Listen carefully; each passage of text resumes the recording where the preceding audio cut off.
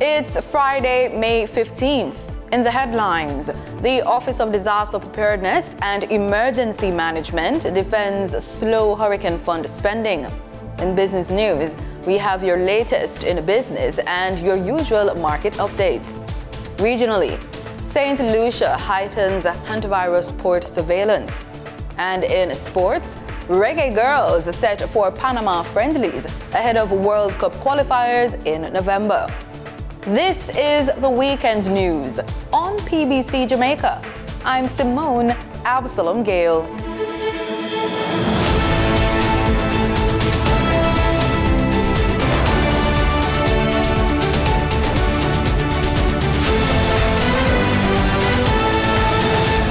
Questions are being raised about the spending from the Hurricane Melissa Relief Fund after an Auditor General's report revealed that less than $30 million of the more than $1.4 billion donated had been used 6 months after the disaster. A real-time audit tabled in Parliament found that as of April 2, just over $26 million, less than 2% of the donations received, had been spent on relief efforts. But speaking in an interview on Wednesday, ODPEM's Director General, Commander Alvin Gale, defended the pace of the spending, saying it reflects prudent financial management and not inaction. At the material time, we had spent some $26 million to support the government-directed roof repair program under the shelter recovery program. We had ceased spending directly from that account, as we would have written to the Ministry of Finance to seek the regularizations of the funds as is required. Since then, we have spent some $135 million to support the program. We must also understand that at the time's material, some $400 million worth of building material and sundries were donated to the program, which, when we looked at it, it would have been prudent for us to retain the funds and cause for the donated materials to be used in the execution of the program. So it's against that background, only $26 million would have been spent. Commander Gale explained that the donations were earmarked to support long-term national relief interventions under the Shelter Recovery Program. He says allocations have now been identified to move the program forward. There's also the matter concerning the deployment of modular housing solutions. So to support the modular housing solutions, there is some $600 million earmarked to support that program. More specifically, we are speaking about the construction of the concrete bases that need to attend to the deployment of these housing solutions. So another $600 million has been earmarked to support, again, the shelter recovery program. According to the ODPEM head, the bulk of the funding will be directed toward housing rehabilitation and recovery efforts for families affected by Hurricane Melissa. The overarching idea of the utilization of funds that are donated is such that we'll have a tangible outcome on the end of it. And all the funds have now been earmarked specifically to support housing recovery matters and or any other programs as requested by donors specifically. So there's a specific donor request, then we will seek to honor that. But in the mainstream, the funds from the donated funds will be treated with under the shelter recovery program or any other housing related matters. Agriculture, Fisheries and Mining Minister Floyd Green says the government will continue expanding Jamaica's blue economy with increased investment in sea moss production, fisheries development and oyster farming. Speaking during his contribution to the 2026-2027 sectoral debate in the House of Representatives this week, Minister Green revealed that 200 fishers have been trained in sea moss husbandry over the past 3 years. The NFA anticipates that the commercial sea moss production will increase threefold from 1,400 kilograms in 2025 to 5,000 kilograms by 2027. The minister also notes that more than 320 fishers have been trained in pelagic fishing. And our next step is now to build out the cold chain resources for them. So when they go out and catch the marlin, catch the mahi-mahi, they have the facilities to keep that cold and supply it to our market. Meanwhile, Green highlighted improvements in the fisheries licensing system through the online IRI Fins platform, which has reduced processing time for fishing licenses renewals from 5 months to 5 days. Jamaica's multidimensional poverty index is a tool designed to measure poverty beyond income levels by identifying the multiple hardships people experience in their daily lives. Traditionally, poverty has been measured mainly by how much money a person earns. However, the MPI recognizes that people can face serious disadvantages even if their income is above the poverty line. The Planning Institute of Jamaica gives us more details in this special feature. Jamaica is transforming how we understand and address poverty. Traditionally, if an individual cannot afford basic goods and services or spend at or above the poverty line, that person is counted as living in poverty. The poverty line is established by the government and updated every year. Multidimensional poverty considers poverty to be an experience of overlapping deprivations and identifies whether or not people are living in this condition based on whether they experience a critical mass of possible deprivations.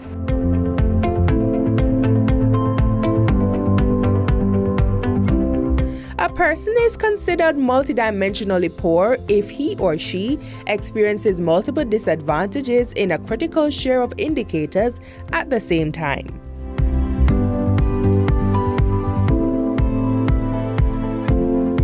The Multidimensional Poverty Index is a tool that captures the details about the experience of people living in poverty. The index shows the proportion of the population that are poor, the intensity of their poverty, and which areas and groups are poorest. Jamaica is one of about 50 countries that use the MPI.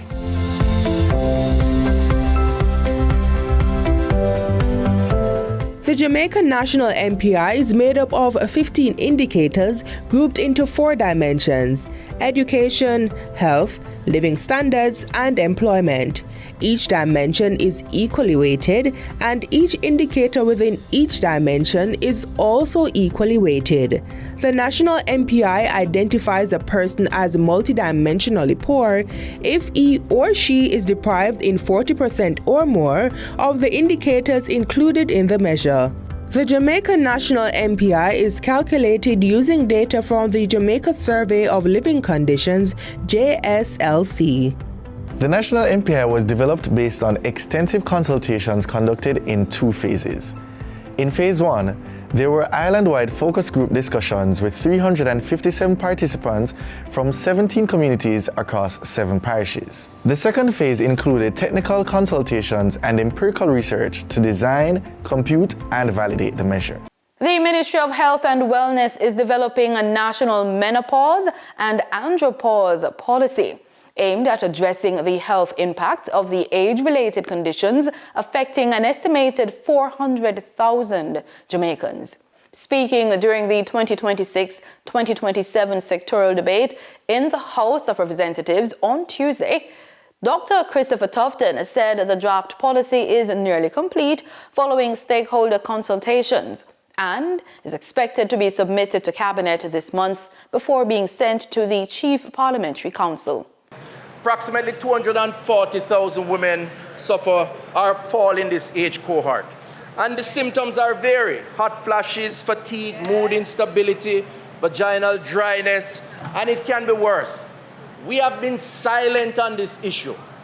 And these are our women, our very important productive years of their lives. These are our mothers, our aunts, our sisters.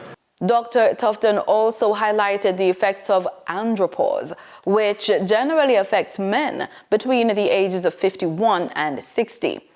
He says approximately 145,000 Jamaican men may experience symptoms such as reduced libido, erectile dysfunction, fatigue, depression, and muscle loss. What the research has shown is that countries with formal menopause strategy achieve more consistent care and better access to services. He added that the ministry plans to roll out a national education and health promotion program, along with training initiatives to include menopause and andropause in health professional curricula. Success can mean different things, from buying a car to getting a visa or owning a home. Chanel Matthews hit the streets to find out what success means to everyday Jamaicans in this week's Unfiltered.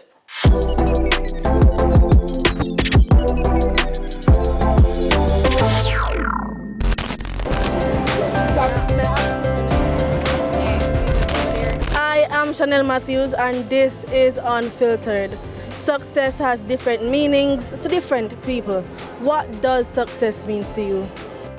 Success to me is being content in whatever sphere of life you are in, being satisfied with whatever you have achieved thus far and still trying to gain, but being satisfied and content wherever you are at life at that time. To me, that is success. It's a growth, but you're successful. Each step you take, you're being successful as long as you're doing the right thing and you're content with whatever you are doing. That is success to me. Success means a lot, you understand? You have to just pursue, fight, put in the work till you make it at the top. You understand? As you can see, me in the street, I do the right thing. I'm a recording artist. You understand? I could have on corner, I glance on style, but we have to do the right thing. We have to aim to the top. Success means a lot. You understand? And it have a different feeling. It comes with a different feeling and a different emotion. Success is basically setting a goal and accomplishing that within a specific time. Success for me means being able to contribute to society the way that you ought to contribute. So for me, I like to help people, and because I like to help people, success for me means helping as many persons as I possibly can.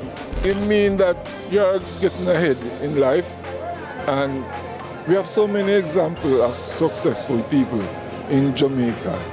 They start from little means till they mature into.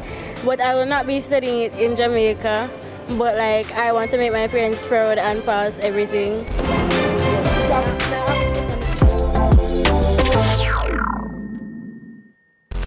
Time now for the Business Report with Denise Williams.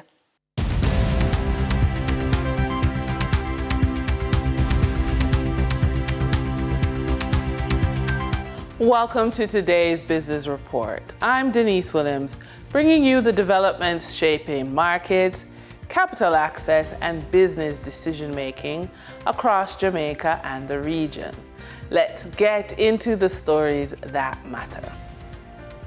Hugh Thompson, director at PBCJamaica, emphasized that universities must move beyond viewing AI solely through the lens of misuse or detection of cheating, and instead focus on building governance structures, adaptive learning modules, and workforce-ready graduates equipped to work responsibly alongside AI tools.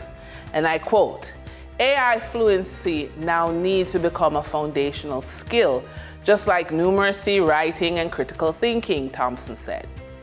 He continues, "Students must not only know how to use AI tools, but also how to critically assess outputs, recognize bias, apply sound judgment, and understand when AI should and should not be used." The call came during the AI Symposium 2026 hosted by the University of Technology Jamaica on Tuesday, May 12.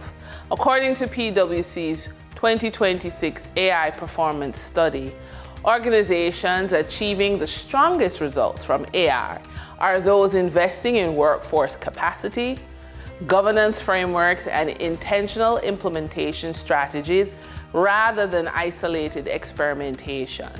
The report also identified growing demand for employees with adaptable skill sets, critical thinking abilities, and AI literacy as businesses increasingly integrate generative AI tools and large language models into everyday operations. For the trading period of May 14, 2026, the most actively traded securities were Dermont Trading Company Limited shares with 19,310,605 units, or 37.54% of market sales activities. For Regency Petroleum Company Limited with 6,631,395 units, representing 12.89% of market sales activity. Trans-Jamaica Highway with 4,518,204 units representing 8.78% of market sales activity.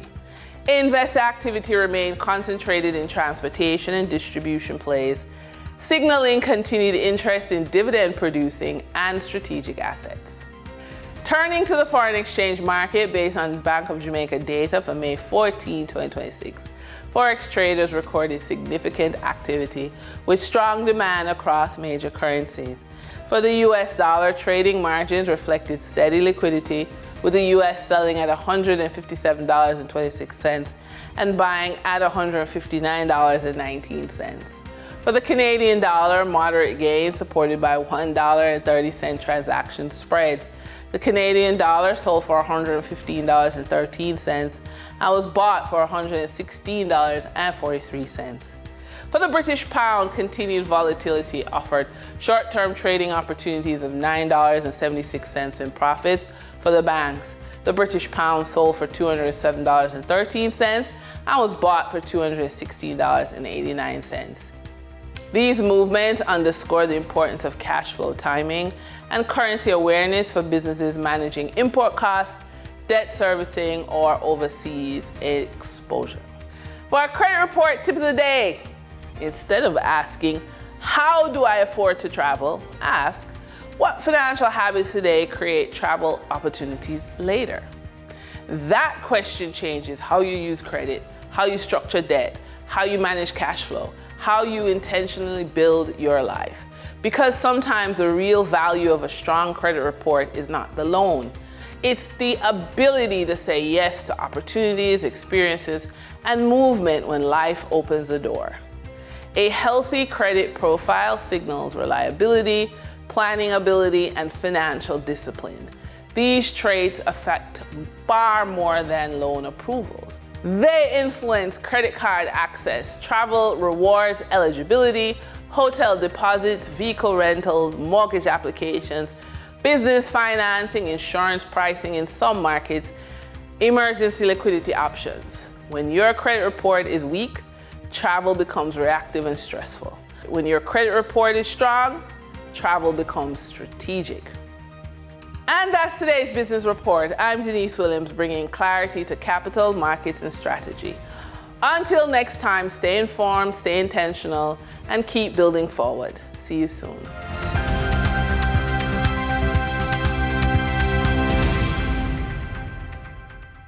In regional news, medical personnel in St. Lucia are continuing to strengthen surveillance at ports of entry as concerns grow over the hantavirus outbreak linked to a cruise vessel. Health officials say there are currently no suspected or confirmed cases on the island and are assuring residents that authorities remain on high alert to protect public health and national biosecurity. More details in this report. Health officials in St. Lucia have reassured residents that the Caribbean national aboard the vessel associated with the hantavirus outbreak was not exposed to the virus. National epidemiologist Dr. Michel Fassois stated that communication from the relevant country revealed there are currently no suspected or confirmed cases of hantavirus.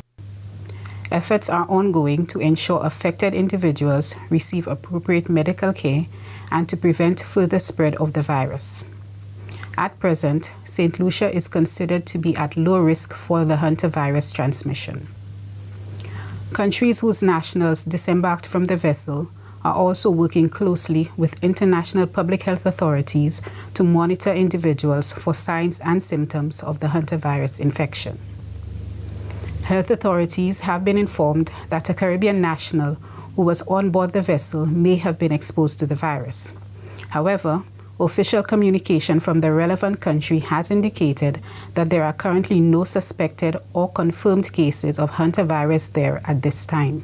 The Ministry of Health has indicated that hantavirus is not new, with approximately 20 documented strains. Human transmission is rare and typically occurs through contact with infected rodents. Dr. Fassoir reassured residents that a significant outbreak among humans usually arises only from close and prolonged contact with an infected individual.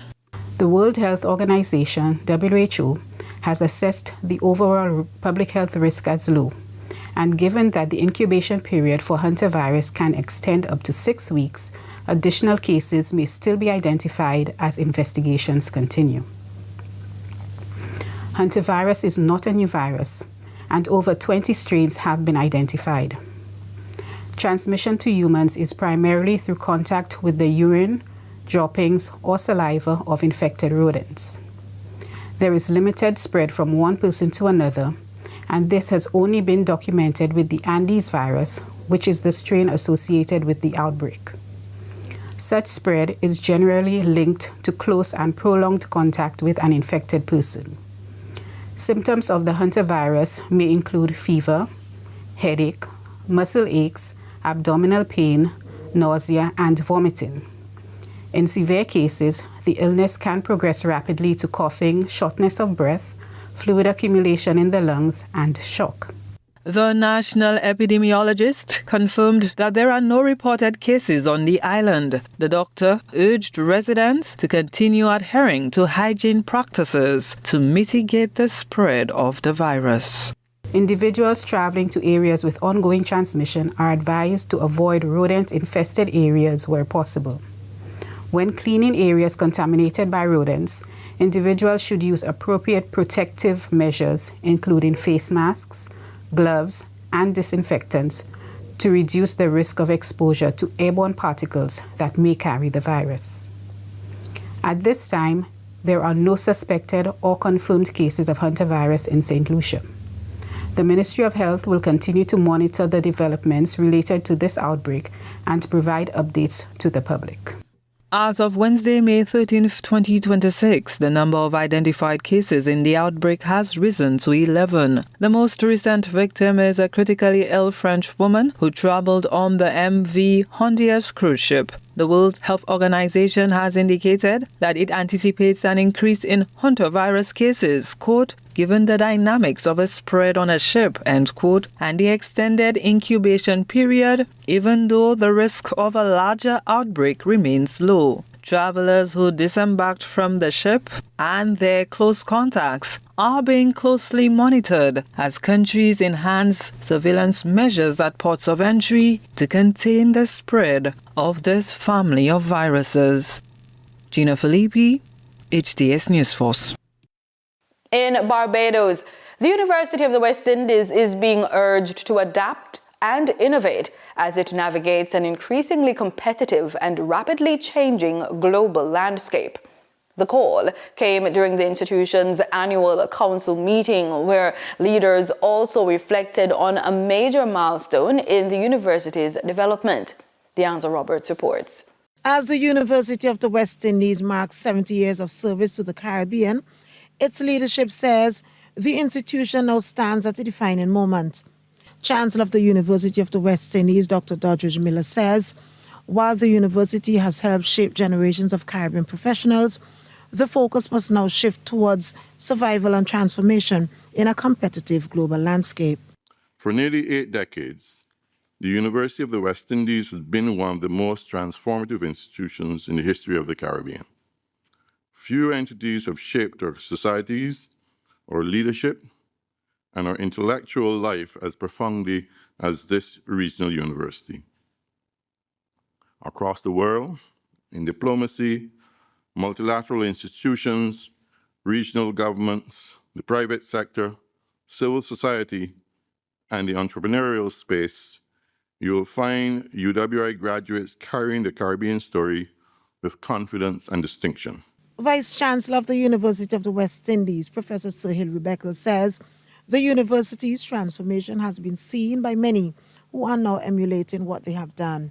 And I can tell you, after 50 years in university life, Most universities in the world have flattened out. Most are struggling for a vision. Most universities are now looking feverishly for a future.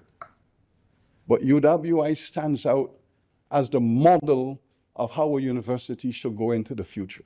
And he feels that energy coming from UWI into the world, changing it.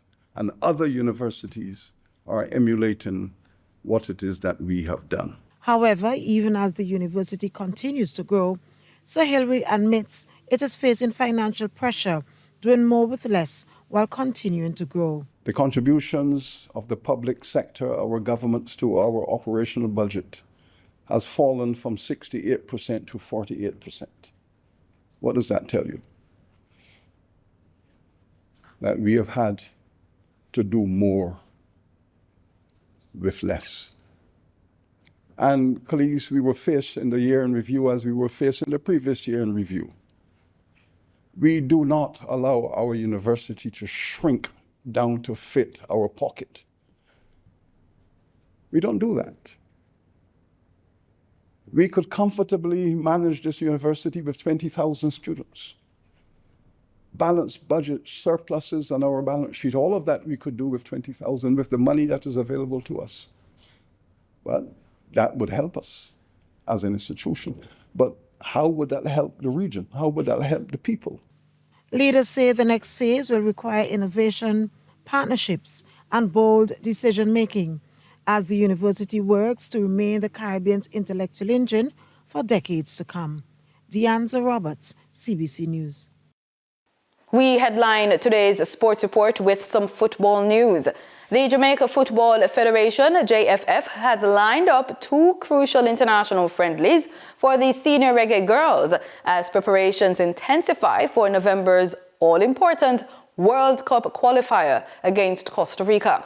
The Federation confirmed that Jamaica will face regional powerhouse Panama in a 2-match series at the Rommel Fernandez Stadium in Panama City on June 5 and 8.